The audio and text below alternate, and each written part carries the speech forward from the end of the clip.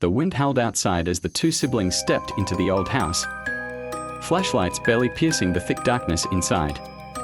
The floorboards groaned beneath their feet, and the air smelled like mildew, dust, and something older, something that had been rotting in silence for years.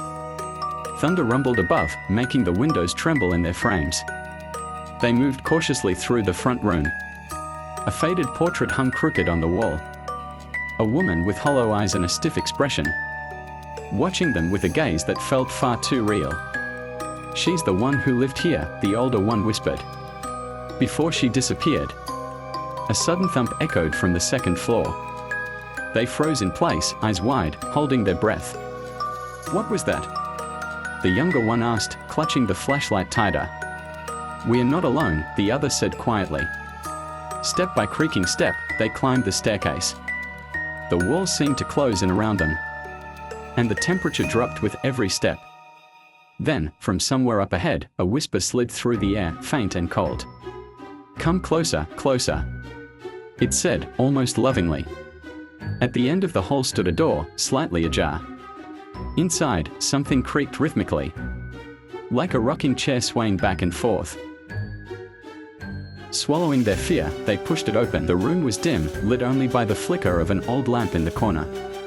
And there, in the shadows, sat a woman in a rocking chair. Her skin was pale, almost grey. Her eyes were hollow, but glowing faintly with a strange light. White hair hung in wisps around her sunken face. "You came back," she said, her voice dry and raspy. "My little darlings." The older sibling stepped protectively in front of the younger. "We are not your darlings," they said firmly. "You're not even real." "Oh," she replied with a chilling smile, "I'm as real as your fear." She rose from the chair, impossibly fast, bones cracking with each sudden movement. Her feet hovered just above the ground, and she seemed to glide rather than walk. "Run," the younger one screamed. They turned and bolted, but the door slammed shut with a deafening bang behind them. The windows fogged. The air grew colder, and a low, rattling growl filled the room.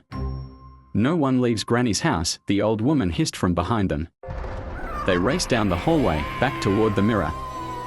That cursed, ancient mirror. One of them pulled a silver locket from their pocket. Their mother's.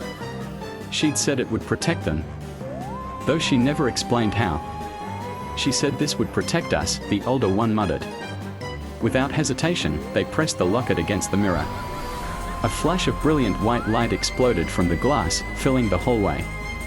The old woman screamed, a sound that didn't belong in this world, as her body twisted and contorted, pulled backward into the mirror like smoke being sucked into a vacuum. Then, silence. The mirror cracked. The hallway still lulled and subbed for part 2.